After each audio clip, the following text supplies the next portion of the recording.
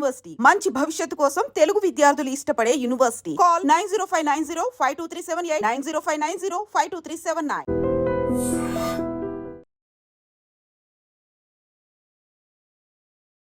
అందరికీ నమస్కారం. Welcome back to IT media. నేను మీ ఝాన్సీ. మన ఆయుర్వేదం ప్రోగ్రామ్కి అందరికీ స్వాగతం. నరాల బలహీనత గురించి మనం ఎన్ని వీడియోస్ చేసినా ఇంకా తక్కువే అన్నట్టు ఉన్నాయి. ఎందుకంటే చాలామంది నరాల బలహీనత గురించి చేసిన దాంట్లోనే మాకు ఇలా ఉందని కామెంట్స్ చేస్తున్నారు. And one of the comment ఏంటంటే ఈవెన్ వాళ్ళు పొద్దున్న లేస్తూ కూడా లైక్ నడవడానికి కానీ పనులు చేసుకోవడానికి కూడా ఇబ్బంది పడుతూ ఉంటున్నారంట. పటుత్వం లేకపోతుంది అంటే తనకి చాలా అంటే చిన్న ఏజ్లోనే నరాల బలహీనత వీక్నెస్ అనేది వస్తుంది. ఇప్పుడు జస్ట్ ఇలా ఫోల్డ్ చేయలేకపోవడం, తినేటప్పుడు తినలేకపోవడం ఇలాంటివి కూడా ఫేస్ చేస్తున్నారట. మనకి చూస్తే ఏమనిపిస్తుంది, తినడానికి కూడా ఎంత రైస్ కలుపుకొని తినడానికి కూడా ఈ చేతులన్నీ తిమ్మిర్లు వస్తున్నాయి, ఇవి సహకరించట్లేదంటే సిచ్యువేషన్ ఎంత వరస్ట్గా ఉందో అర్థం చేసుకోవచ్చు. సో ఇలాంటి చాలా చిట్కాలు మీకు అందించే ప్రయత్నం మేము చేస్తాం. మీకు ఎలాంటి ఆరోగ్య సమస్యలు ఉన్నా కానీ కామెంట్స్ రూపంలో తెలియజేస్తే తప్పకుండా మీ సమస్యకి పరిష్కారం చెప్పే ప్రయత్నం చేస్తాం. అయితే ఈరోజు మనతో ఉన్నారు 35 ఏళ్లుగా ఆయుర్వేద వైద్యంలో తనకంటూ ఒక గుర్తింపు తెచ్చుకున్న, తనదైన మార్క్ సృష్టించిన చిట్టుపొట్ల మధుసూదన్ శర్మ గారు. నమస్తే సార్. నమస్తే సార్, చిన్న పెద్ద అన్ని తేడా లేకుండా నర్వ్స్ వీక్నెస్ అనేది వస్తుంది. కొంతమంది కాళ్ళు వీక్గా అనిపిస్తున్నాయి అంటున్నారు, కొంతమంది చేతులు వీక్గా అనిపిస్తున్నాయి అన్నారు. పట్టుత్వం ఉండట్లేదు, పని లేకపోతున్నాము, ఈ వీక్నెస్ వల్ల చాలా డిఫికల్ట్ అవుతుంది మా లైఫ్ అనేది చాలామంది చెప్తున్న విషయం. సో అసలు ఈ నరాల వీక్నెస్ ఎందుకు వస్తుంది? వంశపారంపర్యంగా వస్తుందా, మనం డైలీలో మనం చేసుకునే పనుల వల్ల వస్తుందా, స్మోకింగ్ డ్రింకింగ్ ఇలాంటి వల్ల వస్తుందా? ఇవి స్టాప్ చేస్తే మీకు మంచిగా ఉంటుంది అని చేసేవి ఏవైనా ఉన్నాయా? ఈరోజు మాకు చెప్పండి. ఓకేమా. ఈ నరాల బలహీనతమా పోషకాహార లోపం వల్ల కొంతమందికి వస్తుంటుంది, కొంతమందికి వ్యాధుల వల్లమ్మా. ఉదాహరణకి షుగర్ ఇలాంటి వ్యాధులు ఉన్నప్పుడు కూడా నరాల బలహీనత కలుగుతుంటుంది. హార్మోనల్ ఇంబ్యాలెన్సెస్ వల్ల నరాల బలహీనత కలుగుతుంటుంది. అదేవిధంగా ఈ కొన్ని రకాలు ఉంటాయి ఆధునిక కృత్రిమ రసాయన ఔషధాలు ఆయా వ్యాధులకు వాడేటప్పుడు అందులో సైడ్ ఎఫెక్ట్గా నరాల బలహీనత కలుగుతూ ఉంటుంది. అట్లే మానసిక ఒత్తిడి ఎక్కువగా ఉన్నటువంటి వాళ్ళలో కూడా నరాల బలహీనత కలుగుతుంటుంది. సో వీళ్ళందరికీ కూడా అంటేమా అంతుబట్టని అంతు చిక్కని నీరసము నిస్త్రణ చాలా ఇబ్బంది పడుతుంటారమ్మా. సో కొన్నిటి కారణం స్పష్టంగా చెప్పగలిగితే కొన్నిటికి అసలు కారణం కూడా చెప్పలేము. నేను చెప్పినట్టు కారణాలు ఏది ఉండకపోవచ్చు, కానీ నరాల బలహీనత చాలా వీక్గా ఫీల్ అయిపోతుంటారు. సిమ్టమ్స్ ఏముంటాయి సార్ అసలు వాళ్ళల్లో? ఎక్కువ సిమ్టమ్స్ ఏముంటాయి? కాళ్ళు చేతులు లాగుతుంటాయి, పిక్కలు లాగుతుంటాయి, ఎప్పుడు నిద్రపోవాలని అనిపిస్తుంటుంది, ఎవరితో అనిపించదు. అదేవిధంగా కొంతమందిలో అయితే విసుగు, కోపము, చికాకు ఇలాంటివి కలుగుతుంటాయి. కొంతమందిలో తృప్తికరంగా ఆకలి కూడా ఉండదు, ఏ పని మీద ఆసక్తి ఉండదు. అట్లే రాత్రిపూట బాగా నిద్రపోయేవాళ్ళు ఉన్నట్టుండి మెలకు వచ్చేసి సడన్గా మళ్ళీ కొద్దిసేపు నిద్ర పట్టకపోవడం ఇలాంటి లక్షణాలు జరుగుతుంటాయి. తర్వాత కొంతమందికి ఈ నరాల బలహీనత వల్ల వాడంతా ఒళ్ళు నొప్పులమ్మా, ఫైబ్రోమయాలజీ అనేటువంటి పేరుతో కూడా చెప్పుకుంటారు అన్నమాట. ఇట్లా కొంతమందికి నొప్పులు వస్తుంటాయి. కాబట్టి అంతుబట్టని అంతు చిక్కని నీరసం అమ్మా. అది కొంతమందికి ఒక రకమైన లక్షణాలు వస్తుంటాయి అనమాట. అందరికి ఇవే లక్షణాలు రావాలని లేదు. ఇంకొంతమంది ఏంటంటే 4 అడుగులు వేసేసరికి చేత కదమ్మా. కొంతమందికి ఏదైనా చిన్న పట్టుకోవాలన్నా, ఏదైనా బరువు తీసుకోవాలన్నా చేత కాదు. అట్లే ఒక 10 నిమిషాలు ఏదైనా నడవాలన్నా చేత కాదు. సార్, షుగర్ పేషెంట్స్ లో నరాలకి మెయిన్ షుగర్ అటాక్ అనేది ఫస్ట్ చేస్తే నరాల మీద చేస్తుంది అని అంటూ ఉంటారు కదా సార్, అది కరెక్టే, నిజమేనా? కరెక్ట్ అమ్మా. వాళ్ళలో ఎలాంటి సిమ్టమ్స్ ఉంటాయి సార్? వాళ్ళకు ఏం జరుగుతుంటేమా, సర్వసాధారణంగా ఈ షుగర్ వ్యాధిగ్రస్తుల్లో సర్వసాధారణంగా 4 సంవత్సరాలు దాటినటువంటి వాళ్ళలో ఎక్కువ శాతం మందిలో ఈ యొక్క నరాల బలహీనత వీక్నెస్ అనేటువంటి పరిస్థితి ఏర్పడుతుందమ్మా.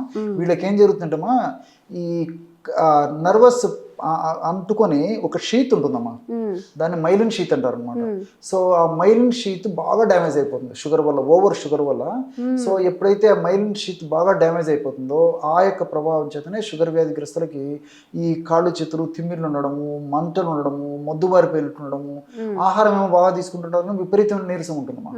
వీళ్ళల్లో కూడా ఇంకోటి ఏం జరుగుతుందంటే, ఈ ఆసక్తిలో భాగంగా వాళ్ళ యొక్క దైనందిన దేహ ధర్మాల్లో భాగంగా ఈ కణాలు కూడా యాక్టివేట్గా చైతన్యవంతంగా పనిచేయవమ్మా షుగర్ వాళ్ళలో. ముఖ్యంగా ఈ కణాల్లో మైటోకాండ్రియా అనేటువంటి శక్తినిచ్చేటువంటి ఒక పదార్థం ఉంటుందమ్మా. ఓకే. సో ఆ మైటోకాండ్రియా ఇనాక్టివేట్ అంటే డల్గా అయిపోతుంది అనమాట. సో మైటోకాండ్రియా ఎప్పుడైతే డల్గా అయిపోతుందో, అదేవిధంగా మైటోకాండ్రియా ప్రొడక్షన్ ఆ కణాల్లో సరిగ్గా జరగదు. ఆ సందర్భాల్లో కూడా ఎక్కువ శాతం మంది షుగర్ వ్యాధి గ్రస్తుల్లో ఇవి జరుగుతుంటాయమ్మా. వాళ్ళకు కూడా ఈ నరాల బలహీనతకు సంబంధించినటువంటి వివిధ రకాల లక్షణాలు వస్తుంటాయమ్మా.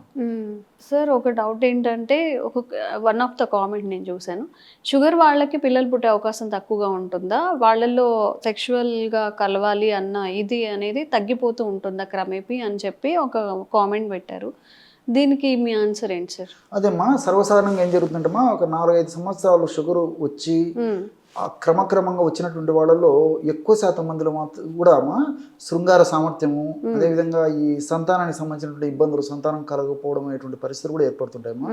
ఎందుకంటే ఈ షుగర్ వ్యాధిగ్రస్తుల్లో ఏం జరుగుతుంటమ్మా, ఈ షుగర్ వల్ల రక్తంలో షుగర్ ఎక్కువగా ఉండడం వల్ల రక్తం చిక్కబడుతుందమ్మా. రక్తం చిక్కబడేసరికి రక్త ప్రవాహంలో అవరోధాలు ఏర్పడతాయి. రక్త ప్రవాహం సరిగ్గా జరగకపోయేసరికి జననేంద్రియాలు కూడా రక్త ప్రవాహం సరిగ్గా జరగకపోవడం చేత మరి ఈ యొక్క శృంగారానికి సంబంధించినటువంటి అనేక రకాల సమస్యలు వస్తాయి. రెండోది ఏంటంటే, ఈ షుగర్ వ్యాధి మరి కంట్రోల్లో సరిగ్గా లేకపోయినప్పటికీ, చాలా రోజుల నుంచి షుగర్ వ్యాధి ఉన్నప్పటికీ మెదడులో శృంగార సామర్థ్యానికి సంబంధించినటువంటి కొన్ని కెమికల్స్, హార్మోన్స్ ఉత్పత్తి తగ్గిపోతుందమ్మా. సో ఈ అస్టైల్ కొలిన్ ఇలాంటి పదార్థాలు మెదడులో బాగా ఉత్పత్తి అయినప్పుడే, సెరటోనిన్ ఇలాంటి పదార్థాలు బాగా ఉత్పత్తి అయినప్పుడే ఈ శృంగార సామర్థ్యం కానీ, శృంగారం మీద ఆసక్తి కానీ ఇలాంటివన్నీ కలుగుతుంటాయమ్మా. సో షుగర్ వ్యాధిగ్రస్తుల్లో వాటి యొక్క ఉత్పత్తి తగ్గిపోయేసరికి ఆ శృంగార సామర్థ్యము తగ్గిపోతుంది, అదేవిధంగా శృంగారం మీద ఆసక్తి తగ్గిపోతుంది. దీని యొక్క ప్రభావం చేత మరి ఈ సంతాన రాహిత్యం కూడా కలిగేటువంటి అవకాశం ఉంటుందమ్మా.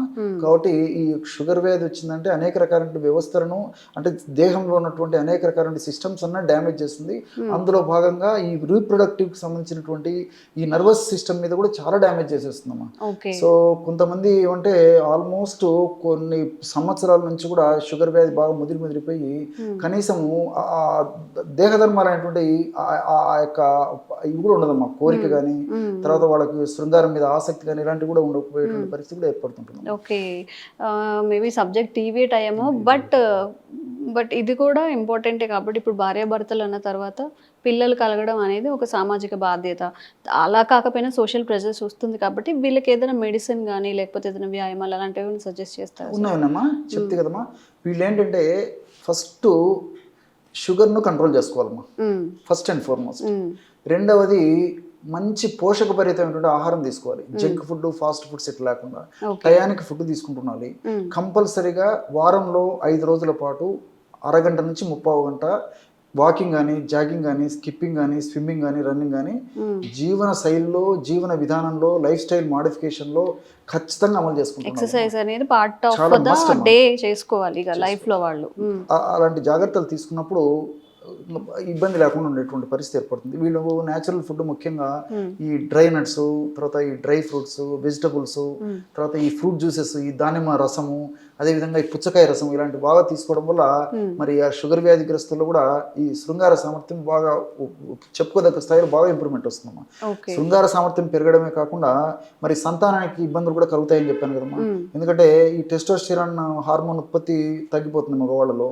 సో టెస్టోస్టెరాన్ హార్మోన్ ఉత్పత్తి తగ్గిపోయేసరికి మరి ఆ యొక్క ప్రభావము శుక్రకణాల ఉత్పత్తి మీద పడుతుంది. అదేవిధంగా కోరికల మీద పడినప్పటికీ ఆ కోరికలు, తర్వాత ఈ సామర్థ్యం మీదే కాకుండా శుక్రకణాల యొక్క ఉత్పత్తి మీద కూడా టెస్టోస్టెరాన్ ప్రభావం ఉంటుంది అనమాట. సో ఎప్పుడైతే మరి నేను చెప్పినట్టు ఈ పుచ్చకాయ రసం కానీ, దానిమ్మ రసం ఇలాంటివి తీసుకోవడం వల్ల ఏమైతుందంటే టెస్టోస్టెరాన్ ఉత్పత్తి కూడా బాగా జరిగేసేసి ఆ మంచి క్వాలిటీ సెమెన్ ప్రొడ్యూస్ అయ్యడానికి అవకాశం ఏర్పడుతుంది. సో దానివల్ల మంచి మంచి యూజెస్ ఉంటాయి. ఓకే సార్, ఇప్పుడు ఇవంతా కూడా మనం మగవాళ్ళ గురించి మాట్లాడుకున్నాం. ఇప్పుడు ఆడవాళ్ళకు కూడా షుగర్ వచ్చి ఒక 5 years 4 years అయిన తర్వాత, వాళ్ళ మ్యారేజ్ లైఫ్ అయిన తర్వాత వాళ్ళు కూడా సిమిలారిటీస్ సేమ్గా ఉంటాయా? వాళ్ళలో కూడా ఇలాంటి ఇష్యూస్ ఉంటాయా? మగవాళ్ళతో పోల్చుకుంటే ఆడవాళ్లకు కొద్దిగా తక్కువ ఉంటాయమ్మా. అంటే ఫర్ ఎగ్జాంపుల్ 100 మంది మగవాళ్ళకు ఈ ప్రాబ్లం ఉంటే దాదాపు 60-70 మంది, ఇంచుమించు 80 మంది కూడా ఆడవాళ్ళలో ఈ ప్రాబ్లమ్స్ ఉంటాయి. సో వాళ్ళకు సంబంధించినటువంటి కూడా ఈ యూట్రస్లో అంటే గర్భసంచిలో గడ్డలు రావడం కానీ, అదేవిధంగా ట్యూబ్స్ దెబ్బతినడం కానీ, తర్వాత అండాలు సరిగ్గా విడుదల కాకపోవడం కానీ, లేకపోతే ఈ పీసీఓడి అనేటువంటి సమస్య రావడం కానీ, ఇలాంటి సమస్యలు రావడం వల్ల దీంతో పాటు మరి సహజసిద్ధమైనటువంటి దేహధర్మాలైనటువంటి ఈ శారీర ధర్మాలైనటువంటి కోరికలు కూడా ఆడవాళ్ళలో హార్మోనల్ ఇంబ్యాలెన్స్ వల్ల తగ్గిపోయేటువంటి పరిస్థితి ఏర్పడుతుందమ్మా. ఓకే. సో ఇవన్నీ కూడా ఈ సంతాన రాహిత్యానికి దోహదం చేస్తాయమ్మా. కాబట్టి షుగర్ అనేటువంటిది రాకుండా చూసుకోవడం చాలా చాలా మంచిది. ఒకవేళ అనివార్య కారణాల వల్ల మన ఒక బ్యాడ్ దురదృష్టం వల్ల షుగర్ వచ్చినప్పటికీ ఎటువంటి పరిస్థితుల్లో ఆ షుగర్ ను పెంచుకోకుండా ఖచ్చితంగా నియంత్రణ ఉంచుకోవడం చాలా కంట్రోల్లో చాలా అవసరం. ఉంచుకోవాలి. Okay, okay sir. షుగర్ గురించి ఎందుకు అడిగానంటే ఏది చేసినా మనకి షుగర్ అనేది రిలేట్ అయ్యే ఉంటుంది. మా షుగర్ చుట్టూ కొన్ని వ్యాధులు ఉంటాయి. ఏది చెప్పినా కానీ షుగర్ వాళ్ళని ప్రత్యేకంగా ట్రీట్ చేయాల్సి వస్తుంది. ఎందుకంటే వాళ్ళకి ఏం తినాలన్నా అవ్వదు, లేకపోతే ఏమైనా అందరికీ ఏవైతే పడతాయో వాళ్ళకి అవి పడవు, అసలు వాళ్ళు అవి తీసుకోకూడదు. సో అందుకని చేసే ప్రయత్నం ఇది. తప్పుగా తీసుకోకండి, పిచ్చి కామెంట్స్ అయితే పెట్టకండి. ఒక హెల్త్ రిలేటెడ్ ఇష్యూని అలాగే చూడండి, తప్పుగా ఆలోచించకండి.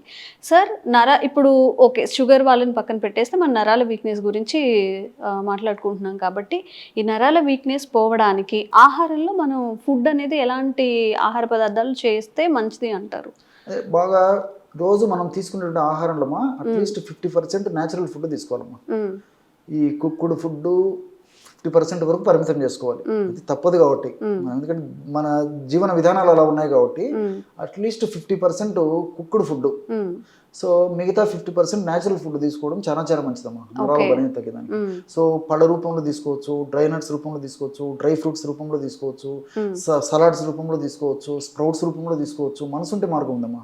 సో ఏ పద్ధతిలో డైలీ మనం తీసుకునే ఆహారంలో 50% ఇలాంటి ఆహారం తీసుకుంటే చాలా చక్కగా ఉపయోగపడుతుంది. అదేవిధంగా నో ఆయిల్ నో బాయిల్ అనే కాన్సెప్ట్ కూడా ఈ మధ్య కాలంలో వస్తుందమ్మా. అంటే ఆయిల్ అంటే మనం కృత్రిమంగా తయారు చేస్తున్నటువంటి ఆయిల్ ని ఎంత కంట్రోల్ చేసుకోగలిగితే ఎంత మంచిదమ్మా. ఆయిల్ ఉన్నటువంటి ఈ నట్స్ తీసుకోవచ్చు, కానీ ఆయిల్ మాత్రం ఎక్కువ వాడడం మంచిది. నో ఆయిల్ నో బాయిల్, వాటికి ఎంత దూరంగా ఉంటే అంత మంచిదమ్మా. ఓకే. ఏమైనా చిట్కాలు ఉన్నాయి సార్ ఇంట్లో కొంచెం మన వీక్నెస్, నరాల వీక్నెస్ ఉన్నప్పుడు ఇంట్లో తయారు చేసుకునే ఏమైనా రెసిపీస్ ఉన్నాయా? ఉన్నాయమ్మా. సో ఆడవాళ్ళకి కానీ మగవాళ్ళకి కానీ, ఇంతకుముందు నేను చెప్పినట్టు శృంగార సమస్యలు ఉన్నటువంటి వాళ్ళకి కానీ, శృంగార సమస్యలు లేనటువంటి వాళ్ళకి కానీ, నర్వస్ వీక్నెస్ తో బాధపడే వాళ్ళకి కానీ, ఎవరికైనామా నరాల వీక్నెస్ ఉండి నీరసము, నిస్త్రణ, అంతుబట్టని అంతు చిక్కని ఇలాంటి బాధలు ఏమన్నా ఉంటే అందరికి ఉపయోగపడేటువంటిది మంచి టిప్ చెప్తానమ్మా. ఎందుకంటే మరి లక్షలాది మంది ప్రేక్షకులు కూడా ఉపయోగపడుతుంది. కొన్ని సమస్యలు వాళ్ళు చెప్పుకోలేరు పాపం. సో వీళ్ళకి ఏంటంటేమా అశ్వగంధ చూర్ణం ఒక 100 గ్రాములు తీసుకొని అందులో 10 గ్రాములు దాల్చిన చెక్క చూర్ణము, 10 గ్రాముల లవంగాల చూర్ణం, లవంగాలను కాస్త వేయించాలమ్మా.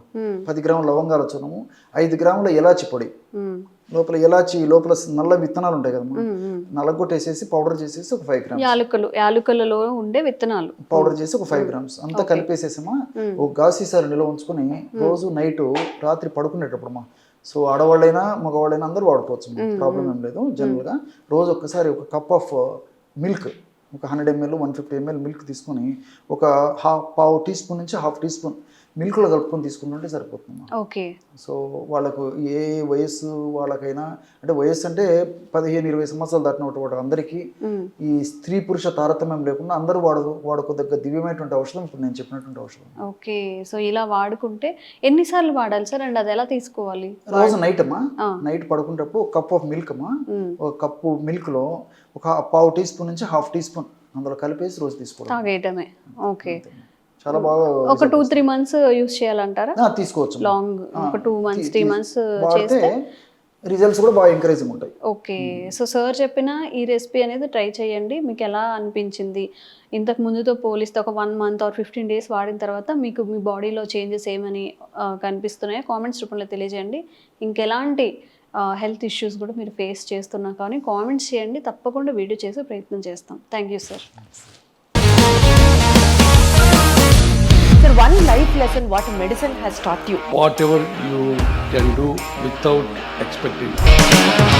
బట్ ఐ రియలీ బిలీవ్ మన పాజిటివ్ యాటిట్యూడ్ ఉంటేనే మనం ఏదైనా సాధించగలం. గట్ని మనం కరెక్ట్గా డీల్ చేసినట్లయితే అది మనకి పాజిటివ్ హార్మోన్స్ని రిలీజ్ చేస్తుంది. షుగర్ వచ్చిన వాళ్ళ పరిస్థితి ఏంటి? పొట్ట దగ్గర పెరిగితే దాన్ని ఆండ్రాయిడ్ అంటారు, ఆండ్రాయిడ్ ఫోన్ కాదు. అసలు థాట్స్ ఎందుకు వస్తాయి? బ్రెయిన్ డెడ్ అంటే దానికి ప్రపంచం అంతా కూడా కొన్ని నిర్దిష్టమైనటువంటి లక్షణాలు ఉంటాయి. మానసికంగా ధైర్యంగా ఉంటే క్యాన్సర్ జయించవచ్చు. You are a doctor for a cause sir, అంతే. వాళ్ళకి వచ్చిన ఆదాయం కాకుండా ఫ్రీ సర్వీస్ ఎంతమందికో చేస్తారు.